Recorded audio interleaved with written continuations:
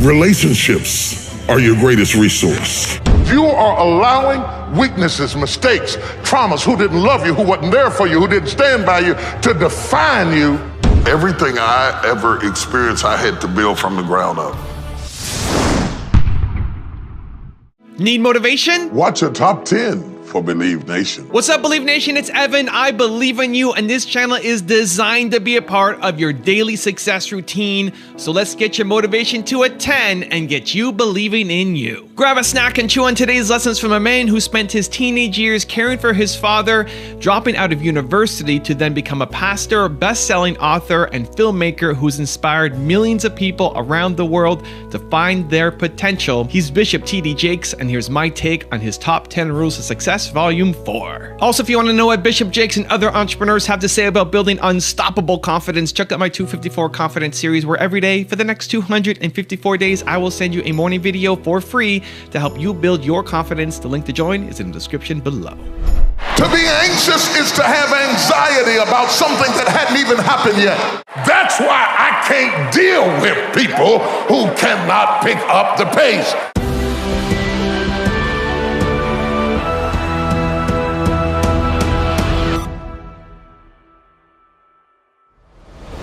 Okay, let's kick it off with rule number 1. Use your head. When God gives you an opportunity, instead of just jumping on the opportunity, you're supposed to see what it can be. I tell them all the time, you know, God never made not one table. Yeah, I love this. Do this. This is really. God never made a chair. In all of his years of being God, he's never made a chair. He's never made a table. He just made a tree. And the rest of it was up to us. Right. When God hands you a tree, imagine a table, a chair, imagine a wall in a room, imagine a log cabin, imagine what it can be, imagine what it can be, imagine what it can be. So I'm in South Africa and I'm on a safari, and I'm really like tripping off of this safari, and I'm out here with all of these big animals and stuff. And I noticed the elephant is moving around. The elephant is strong and he's big and he's tough and his power's in his weight. And he throws his weight around. And he throws his weight around. What can you do with him? Because he's so big. God made him big as a defense. The lion roars. When he roars, everybody is almost paralyzed in fear because God gave him his roar as his defense. The cheetah says, I can't roar like that, but I can run like the wind. The cheetah, he goes running through the woods because God made him able to run because that's his defense. The eagle spreads its wings and soars into the air and says, I can't run, but I can fly. God let the eagle be able to fly because it was his defense. And I'm walking around in the jungle and I said, well, Lord, I can't fly like the eagle. I can't run like the cheetah. I can't roar like the lion, and I can't throw my weight around like the elephant. What did you give man as his defense in the whole ecosystem of life force? What did you give me? He said, I gave you a brain. Your brain is your defense. That's why God didn't make chairs. He only brings it halfway, and then lets you imagine, collaboration, create, develop. You understand what I'm saying? The problem with church people is that we are taught that God makes furniture. So we pray and pray and pray and pray and pray and pray and pray and pray and pray and pray. Oh, I need a table. I need a table. God, give me a table. Give me a table, Jesus. Just one table, Lord. If you give me a table, I'll praise you. If you give me a table, I'll serve you. And God says, I don't do that. I make trees. I want you to look around your life for trees, not tables. God's going to bring it within the reach of your mind, and your creativity is going to take it the rest of the way. And it's going to turn into apps, and it's going to turn into Apple phones, and it's going to turn into computers. It's going to turn into satellite systems in the heavens. Look at what all we were able to do. No other creature, no other species has sent satellites up into the air, created smartphones. Look at what we did with our head. Why are we in church not using our head? I don't understand it. Rule number 2, leave your comfort zone. Let's talk about the eagles for a minute, because the mother eagle, after sitting on the eggs, protecting it with her life until they hatch, and going out and swimming and attacking prey and bringing back food until they grow, then turns around, the same beak that fed them and the same body that warms them, takes them out to cliffs and throws them over the edge. It is not that she has turned against her children, but she knows that they will never find their wings in safety. The eaglet learns to fly by confronting its scary place. And it's not even trying to fly. It's falling and flapping and thinking mama is crazy. I'm calling Child Protective Services. I gotta get out of this. But in the process of falling and flapping and falling and flapping and falling and flapping and flapping and flapping and flapping and flapping and flapping and flapping. Rule number 3, focus on the vision. You wouldn't be in this room if you didn't have a vision. You wouldn't be in this room if you didn't have a vision. Worry about the vision more than the provision. I find that the provision comes to the vision. A lot of people ask for provision who have no vision, and money runs from blindness. Money runs from blindness. Yes, yeah, money runs from blindness. Money. Bishop, you might need to unpack that one. Okay. For some. If there is no purpose, there is no provision. And well, I'm not talking about physical blindness. I'm talking about blindness so far as career and future. Until you figure out, the first thing the bank wants to know is, what do you want to do? Anybody who's going to invest in you wants to hear, what do you see? What do you see? When Jesus healed the blind man and touched him the first time, he asked him, what do you see? Because his response is based on his answer. So the man said, I see men walking as trees. He said, I'm going to touch you again. Until I clear up your vision, we can't leave this spot. The first time I went to the bank, it was amazing. They wanted a 7-year projection of our company. And I thought, wow, I didn't know anything about business. I thought, what in the world do they want that for? I could write down anything. What they're really asking you is, have you thought through the future? Right. That's right. They're asking you, can you see? Because if you can see, we will fund what you see, provision. But if there is no vision, how can there be provision? So when we want something, ask God for provision. But you need to be asking for vision. Because if you get a clear vision and you're passionate about it, people support people, not ideas. So if you're not excited about it, why should I give to it? Rule number 4, be present in the moment. I was telling my church Sunday, if you go to my stream our service Sunday, you get to see a big, ugly 6'2" man start whimpering and lips start trembling. Got you trying good. not to cry. Yeah. I had no idea when I was pastoring in Smithers, 40 people, 50 people. Smithers, West Virginia. West Virginia, on Easter. 40 on Easter. On Easter, bro. Right. On Easter. On Easter. That's counting pregnant folks and dead members. We had about 50 people. I had no idea that the Potter's house was in me. You stumble into it. Yeah. But until you dignify the 40, you don't get the 40,000. The problem today is that people are so busy going after the 40,000 that they don't respect the 40. And if you don't do your best with the 40, you won't get to the 40,000. Yeah. So all of my life, I stumbled into relationships and situations and circumstances that I had no idea were going to happen in my life. But as you dignify the present with your attention. Yeah, I like that. To be present in the moment. I like that. That is so important. And sometimes I have to make myself do it because I'm such a planner. I'm so strategic. I'm really 10 years ahead of where the calendar is right now. I'm waiting on it to catch up. I got plans. Rule number 5, be effective. I never wanted to be famous. I prayed to be effective. Wow. Yeah, I prayed to be effective. And you were, and you are. You know, Paul, I found out that if you are effective, effective will bring fame. Wow. Fame is not anything to be, fame is not anything to aspire toward. It is something that you endure. Yeah, it's something that you endure. Wow. Fame robs you of something that money cannot buy.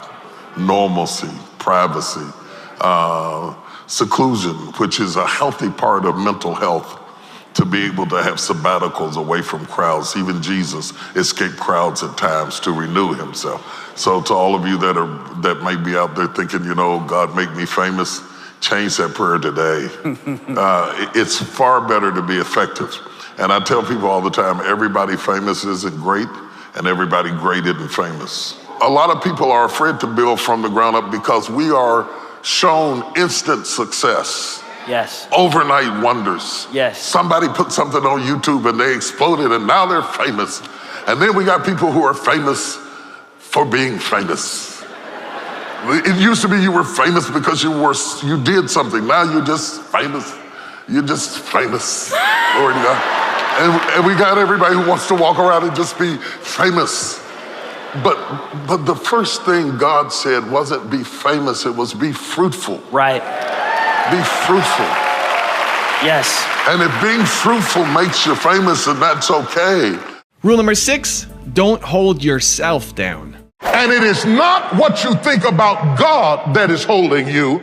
It is what you think about you that is holding you. Oh, let me try it on them. It is not what you think about God that is holding you. You got great thoughts about God. It is what you think about you that keeps bringing you back down to playing the same role in the same movie over and over again.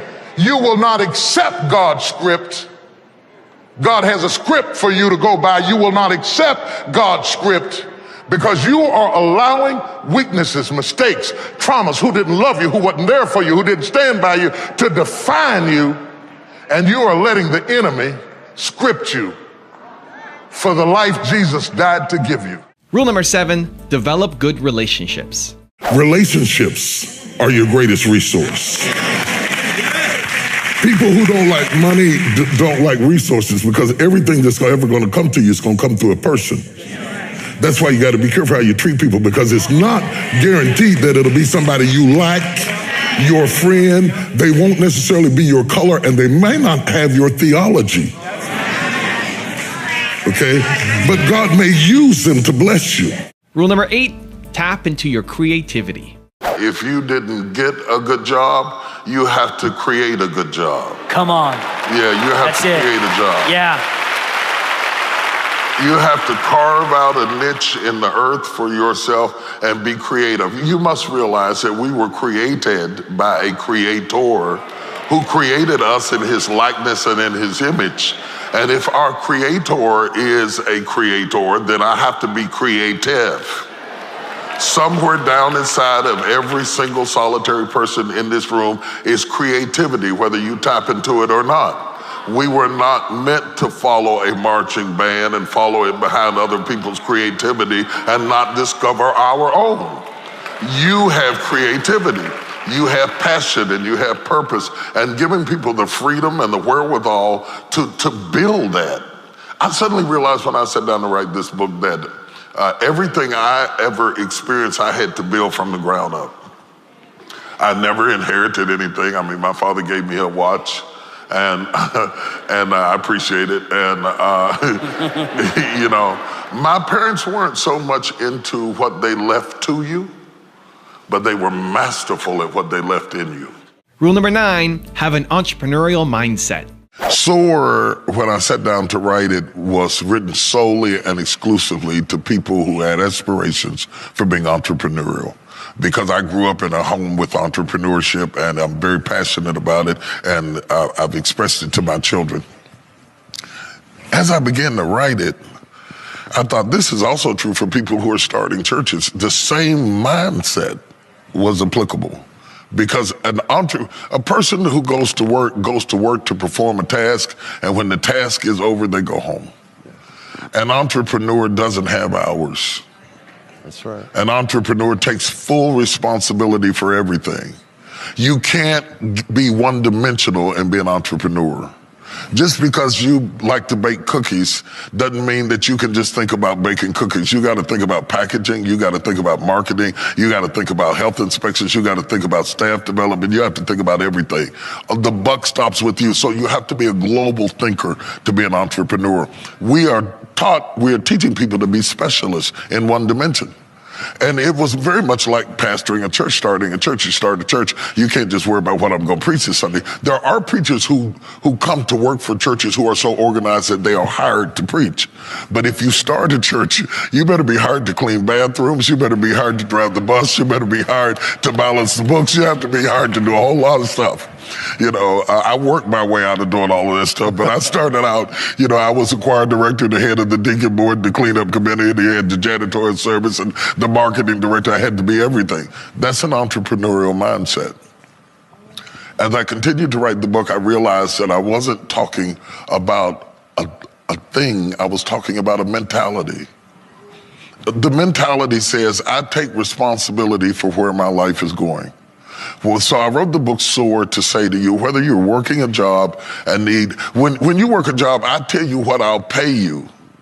But what I'm willing to pay you may not be how much you need to make. So you might need multiple streams of income in order to get what you are really worth, even though I've determined what I'm going to pay you. You cannot allow my evaluation and assessment of what you are worth to my company stream to be the substratum of what you hope to get for your dream and your purpose. You understand? So whether it is subsidizing your income with multiple streams of income, as I mentioned to you while I'm sitting here talking to you, we're filming in Pittsburgh. You don't always have to be present to be productive. Okay, I talk in the book about building the team around you. I call it the machine. Building the machine is imperative for you to be functional. The only reason I can sit here right now is that I have a team of staff people who are sending me texts up to the very last minute before I walked out here, telling me what's going on in all the venues, all the time, all the while, what's being shot, what's being handled, all that's going on. You have to build around you an infrastructure. And this is one of the reasons I wrote the book is I watched my father start a business with a mop and a bucket. One mop, one bucket, borrowed a truck. Went to clean up a place and turned it into a business with 52 employees and 10 trucks servicing the state of West Virginia doing a janitorial service. And one of the things that stopped it from going nationwide, in my view, is that he wouldn't stop mopping. You understand what I'm saying? My father was such a hustler, in a good sense. He was a good hustler. It was hard to describe what he did because he did everything to survive. This is 1960. And then when he started working, he was good at work. He took pride in what he did. But in order to really get your hand on things you have to stop doing and start being.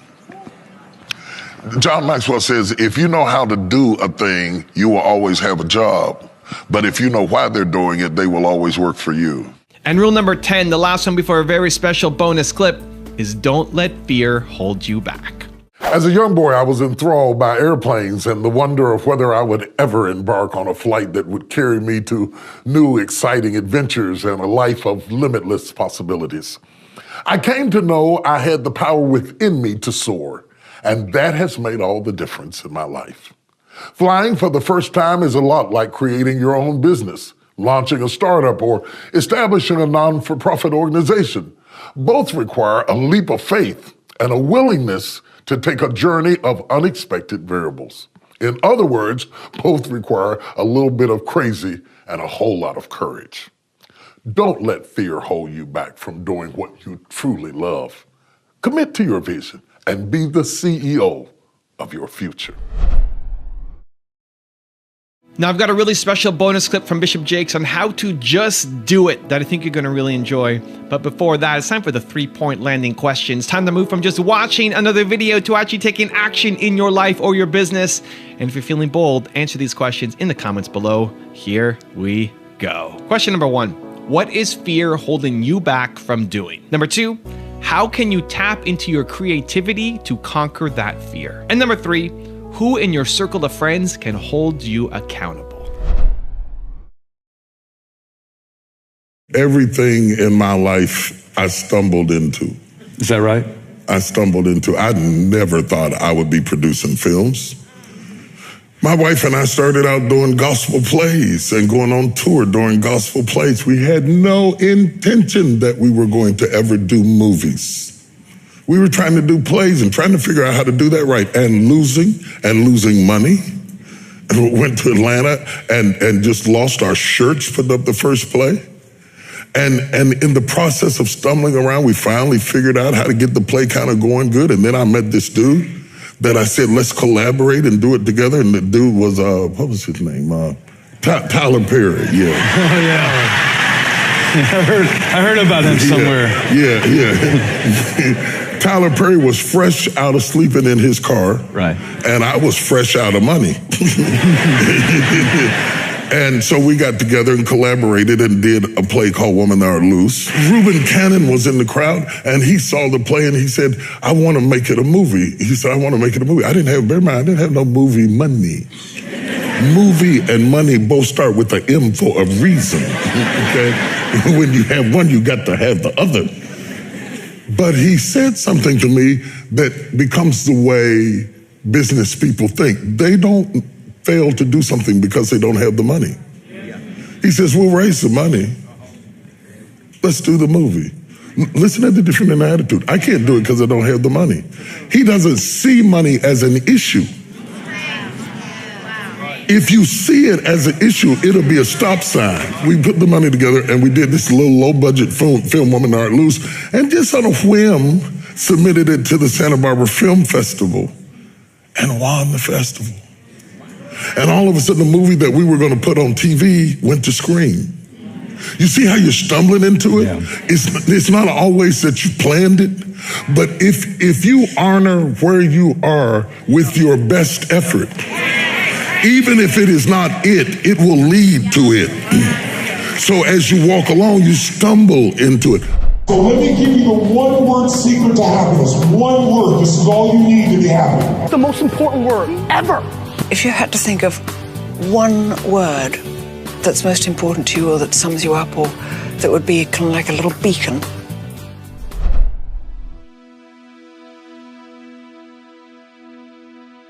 If you want more Bishop Jakes, check out the first top 10 that I did on him. The link is right there next to me. I think you'll enjoy it.